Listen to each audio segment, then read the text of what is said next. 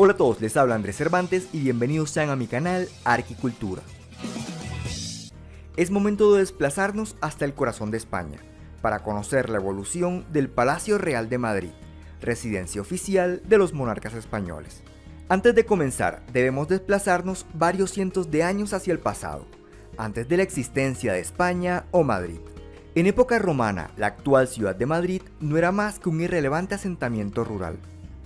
Comenzamos esta historia en la segunda mitad del siglo IX.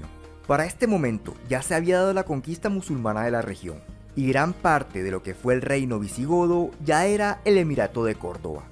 Los primeros registros de una población estable en esta zona datan de esta época. Además se cree que en aquel entonces tiene origen el nombre Madrid, aunque un poco diferente. Para proteger la ciudad, en torno a ella se construyó una muralla, pero además en el punto más alto se construyó un alcázar, es decir, una fortificación destinada para alojar a los gobernantes de la ciudad. La gran pendiente ante el promontorio dificulta el acceso al alcázar desde afuera, lo que le proporcionaba mayor seguridad. Además se construyeron torres de vigilancia, siendo de planta circular las del costado occidental de la fortaleza. Desde este lugar se podía ver lo que ocurría en las calles de Madrid, y al mismo tiempo se tenía un amplio panorama de las inmediaciones de la ciudad, permitiendo alertar a todos en caso de presencia del enemigo. Alrededor del 1080 se da la conquista cristiana de Madrid, bajo el mando del rey Alfonso VI de León. Por aquella época la corte real era itinerante, es decir, que se movía a donde iba el rey, por lo que, aunque en teoría existía una capital, en la práctica la capital se movía con el rey. Entonces, toda ciudad medianamente importante debía tener un sitio para albergar al monarca y la corte. Y en Madrid ese sitio era el antiguo Alcázar. Los musulmanes ya no gobernaban Madrid, pero algunas de sus costumbres, como música, gastronomía, arquitectura e incluso palabras, se quedaron para terminar fundiéndose con las costumbres cristianas. Entre estos elementos tenemos la palabra Alcázar, que puede traducirse como el castillo o la fortaleza. En 1369, tras la muerte de Pedro I, Enrique II asciende al trono castellano e instituye la Casa Trastámara, escogiendo como residencia temporal el Alcázar de Madrid. Durante el reinado de Enrique III, este manda construir torreones en la fachada sur, dándole mayor jerarquía al acceso principal. Además, se adecuaron los espacios interiores y se construyó una muralla rodeándolo. Con el tiempo y según las necesidades que iban surgiendo, nuevas habitaciones se fueron construyendo sobre las existentes, empezando a configurar un primer patio. Luego como rey seguiría su hijo Juan II, que amplió el alcázar hacia el oriente, incluyendo algunas dependencias nuevas y la capilla real, sobre la que se construyó una pequeña cúpula.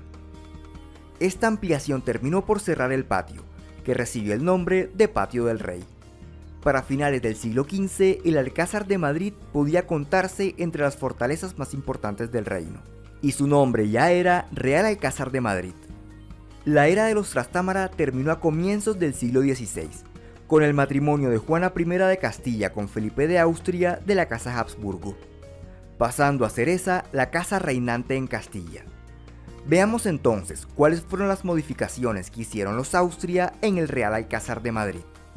Antes de seguir, en 1520 tuvo lugar en las principales ciudades del reino un levantamiento comunero, que llevó a una guerra conocida como Guerra de las Comunidades de Castilla, durante las cuales el Real Alcázar sufrió grandes daños.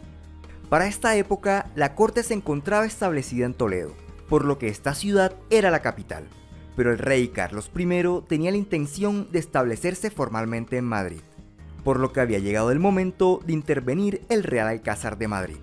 Demolerlo y hacer uno totalmente nuevo habría sido algo demasiado agresivo, por lo que decidió conservar la estructura existente y ampliar hacia el oriente, generando un segundo patio, que llevó el nombre de Patio de la Reina, en torno al cual se construyó una galería de 2 niveles.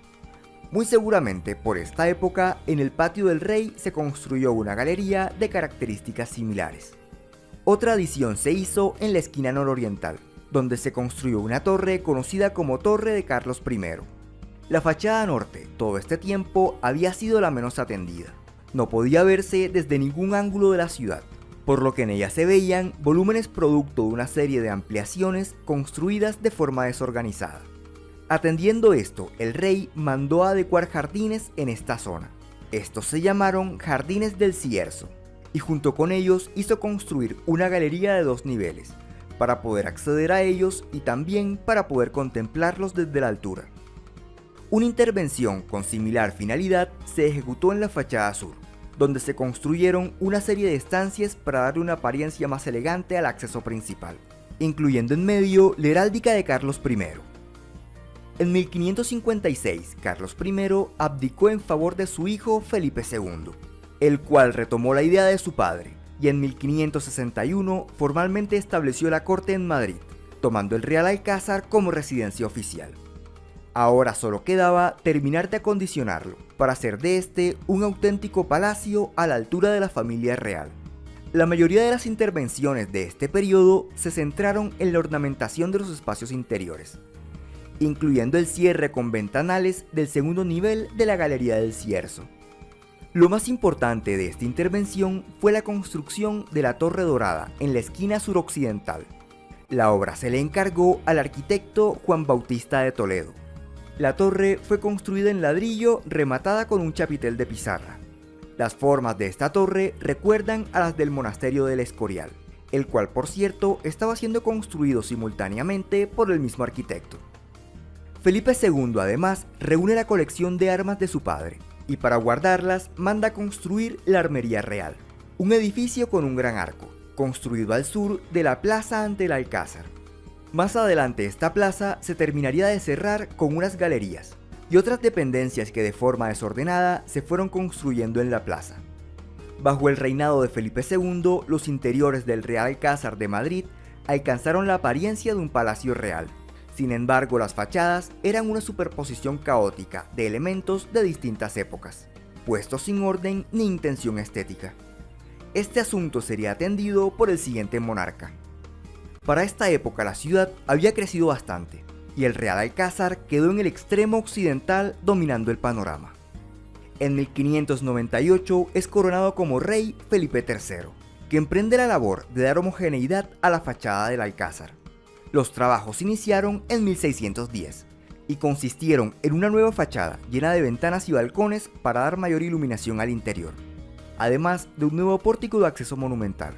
Los trabajos continuaron hasta el reinado de su hijo, Felipe IV, con la construcción de la Torre de la Reina en la esquina suroriental. Curiosamente, este rey no quiso vivir en el Real Alcázar y mandó construir el Palacio del Buen Retiro al oriente de la ciudad.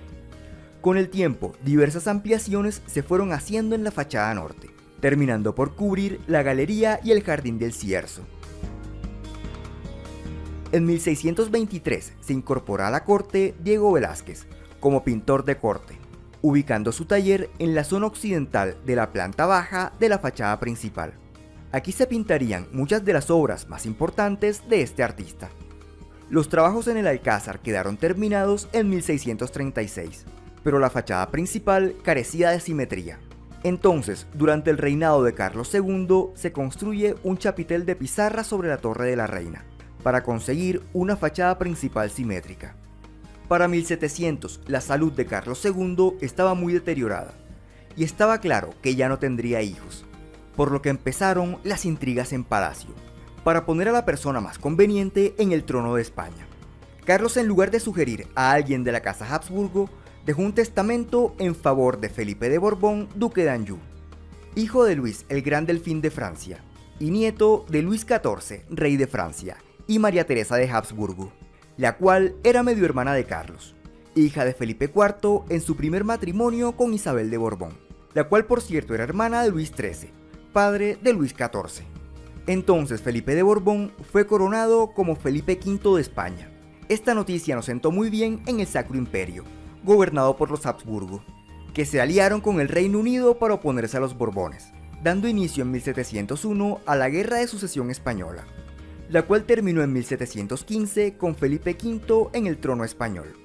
Felipe V había nacido en Versalles, y el austero Real Alcázar de Madrid no tenía comparación con aquel elegante palacio francés rodeado de jardines. Es por esto que Felipe V ordenó una remodelación total a los interiores, siguiendo las líneas de los palacios franceses. Llegamos a 1734.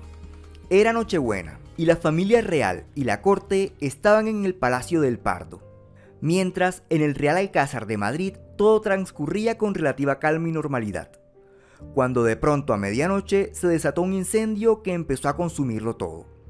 Los campanarios de la ciudad empezaron a sonar alertando del fuego, pero la gente lo ignoró en primera instancia, porque era común el redoble de campanas en Nochebuena. Los guardias además dudaron en abrir las puertas del palacio para evitar el saqueo, mientras el fuego seguía destruyendo siglos de historia. Por fortuna, como el Real Alcázar había estado en remodelación, muchas de las obras de arte habían sido llevadas al Palacio del Buen Retiro. Como medida desesperada, obras de arte, mobiliario y joyas fueron arrojados por los balcones del palacio, y como los cuadros estaban anclados en la pared, estos fueron recortados de sus marcos, y también fueron lanzados por los balcones. Entre los cuadros que se salvaron están las Meninas de Velázquez. Entre el patrimonio perdido también estaba la colección de objetos procedentes de América, que habían sido regalados por los conquistadores a los reyes. Después de varios días ardiendo, el Real Alcázar de Madrid había desaparecido. Solo quedaron en pie algunos muros, todo tan dañado que tenía que ser demolido completamente. En torno a este incidente hay algunos hechos que generan dudas. La familia real y la corte estaban fuera del Alcázar en Nochebuena, cuando tradicionalmente celebraban la Navidad en la capilla del Alcázar. Muchas obras de arte se salvaron porque habían sido llevadas al Palacio del Buen Retiro, y todo ocurrió a medianoche durante una festividad, cuando la capacidad de reacción no es la mejor, y las especulaciones se terminan de alimentar con el hecho de que a Felipe V no le gustaba el Alcázar. Accidente o no, el Real Alcázar de Madrid ya no existía, y llegó el momento de construir desde cero un nuevo palacio que cumpliera con las exigencias del rey, sin someterse a elementos preexistentes. Primero el arquitecto Felipe Juvara hizo un planteamiento enorme, por lo que requería otra ubicación, ya que el lote del antiguo Alcázar era demasiado pequeño. Sin embargo, el rey y la reina querían conservar la ubicación original. Por esta época, el arquitecto Juvara falleció, y el diseño del Palacio Real de Madrid quedó en manos de un discípulo suyo, Juan Bautista Sacchetti. En 1737, la obra empezó con la limpieza total del terreno, para retirar los restos del viejo Alcázar. El nuevo palacio tendría un área de ocupación mayor a la del Alcázar, por lo que se construyeron una serie de estancias en la ladera, formando plataformas y terrazas para ampliar el área sobre la que se posaría el palacio. El nuevo palacio se desarrolla en torno a un patio central cuadrado, con volúmenes salientes en las esquinas, evocando de cierto modo las torres del antiguo Alcázar. Además de esto, en la fachada norte se hizo sobresalir un quinto volumen. En 1746 muere Felipe V, y las obras continúan bajo la dirección de su hijo Fernando VI, que puso particular atención en la parte escultórica de la fachada. El edificio fue coronado con una balaustrada, y sobre esta se instalaron más de 90 estatuas, con los reyes de España desde los tiempos de los visigodos, dejando espacio para agregar futuros reyes. Las estatuas que se ubican en la parte central, sobre el acceso principal, fueron las de Felipe V y su esposa, encargados de comenzar la obra, y las de Fernando VI y su esposa, quienes se encargaron de terminarla. Este es el piso principal del palacio. Ahí se encuentran los salones más importantes, como la Sala del Trono. En este nivel se instalaron 14 pedestales, destinados para monarcas de los diferentes reinos que conformaron la nación española, incluyendo aquí a ambos lados de la entrada principal a Moctezuma y Atahualpa. En la parte central de cada fachada se instalaron conjuntos escultóricos con la heráldica española, pilastras circulares y un amplio balcón, resaltando con esto el acceso de cada fachada. Sin embargo, la entrada principal tuvo un tratamiento diferente. Aquí se construyó un altillo ornamentado, y al igual que en las otras fachadas, también se construyó el balcón y las pilastras circulares. Además de esto, se instalaron también estatuas de 4 emperadores romanos. El diseño original de Sacchetti ya incluía una capilla, pero el rey ordenó al arquitecto Ventura Rodríguez rediseñarla. Esta es la Capilla Real de Madrid, la cual se desarrolla de forma circular debajo de la cúpula que se eleva sobre la fachada norte del palacio. En 1759 muere sin descendencia Fernando VI y es coronado como rey su hermano Carlos III. el cual es el primer monarca en mover su residencia al Palacio Real. Carlos al año siguiente nombra a Francesco Sabatini como maestro mayor de obras reales. Para alejarse del barroco y afianzar el neoclásico de la fachada, el rey solicita retirar las estatuas del palacio, para guardarlas en una bodega. Más adelante estas estatuas serían repartidas en diferentes jardines y parques de España. Además, las estatuas de los emperadores romanos son llevadas al patio central del palacio, y en su lugar se instalan 4 columnas como soporte para ampliar el balcón. Sabatini además diseñó un reloj para ponerlo sobre la entrada principal, y acompañando este reloj se construye una estructura para soportar una campana procedente del antiguo alcázar, y una segunda campana dedicada a Carlos III. La obra más importante que se le encargó a Sabatini fue la ampliación del palacio, incluyendo 2 salas nuevas hacia el sur. Sin embargo, solo se logró construir una, llamada Ala de San Gil, mientras que de la otra solo se construyó la base. Entre las obras que ejecutó Sabatini, también estaban unas caballerizas en los terrenos al norte del palacio. Los siguientes monarcas hicieron principalmente modificaciones a los interiores del palacio, para adaptarlo a sus gustos personales. Pero a pesar de la elegancia del palacio, su entorno aún seguía sin estar a la altura de una residencia real. Así que en tiempos de Isabel II se le encarga al arquitecto Narciso Pascual Colomer el diseño de urbanismo y paisajismo de los alrededores. En 1844 se terminó una plaza con jardines ante la fachada oriental del palacio, por lo que esta plaza recibió el nombre de Plaza de Oriente.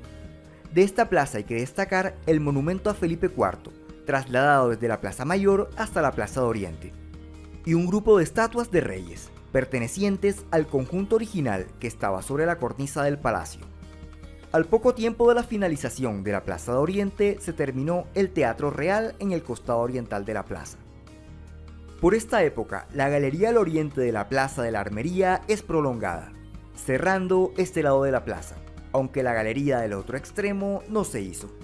La intervención paisajística más ambiciosa de este periodo se dio en toda la zona al occidente del palacio. Este es el Campo del Moro, que recibe este nombre porque se cuenta que aquí acampó una tropa musulmana que buscaba recuperar Madrid tras la conquista cristiana.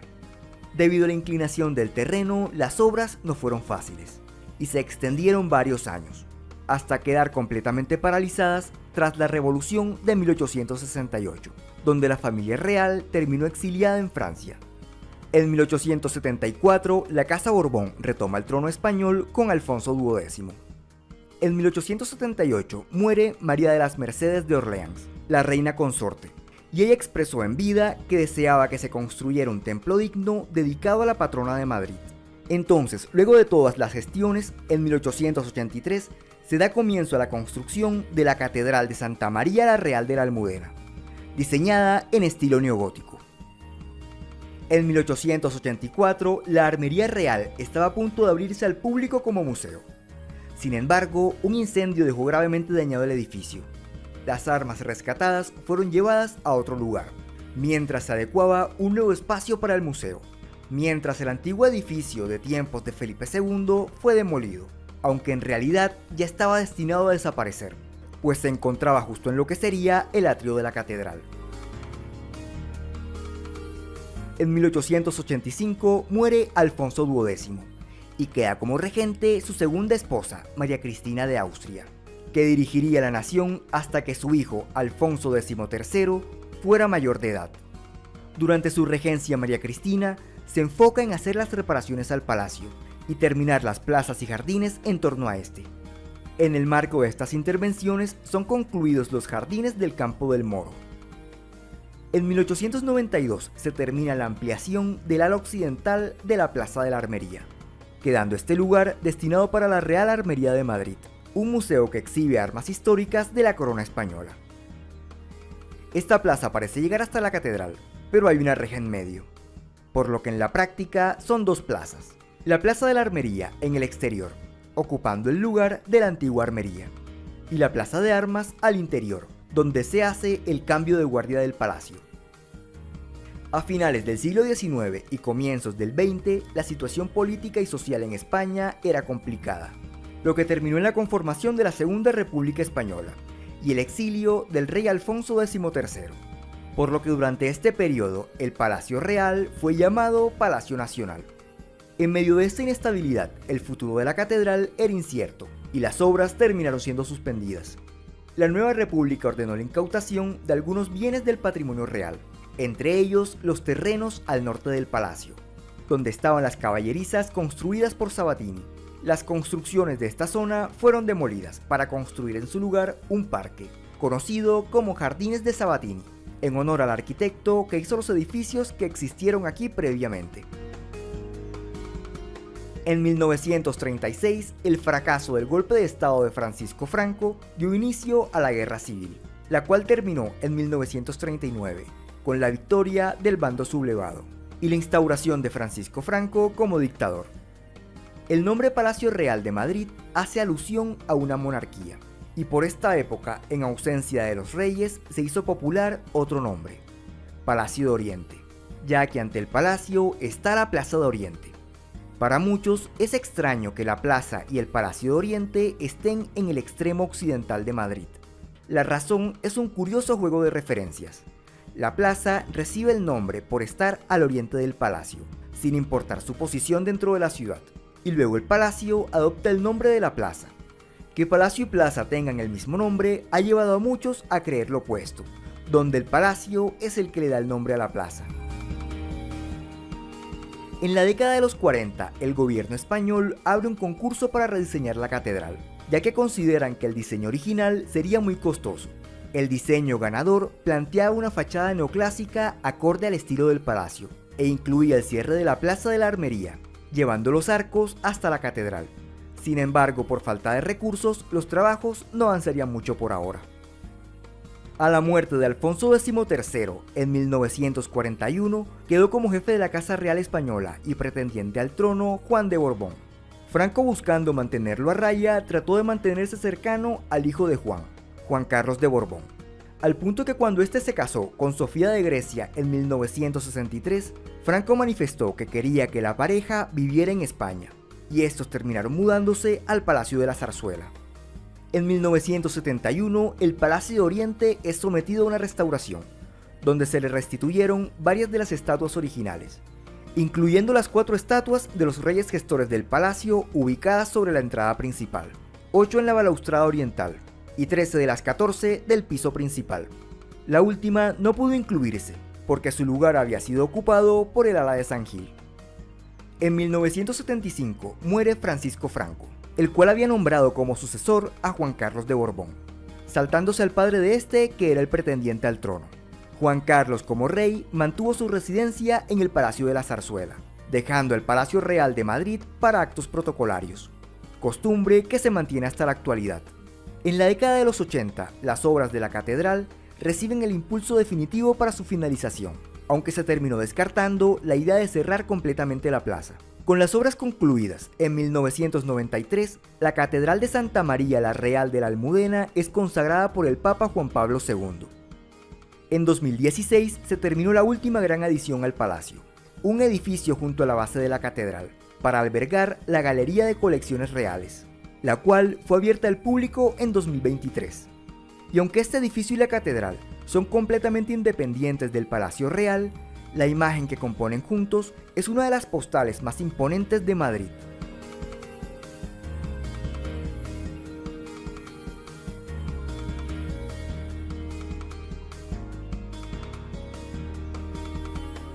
Y bueno, esto ha sido todo por hoy. Si te gustó, no te olvides de darle like y compartir con tus amigos. Y para que no te pierdas de próximos contenidos, suscríbete a mi canal de YouTube y sígueme en las redes sociales de Facebook e Instagram. Les habló Andrés Cervantes, hasta la próxima.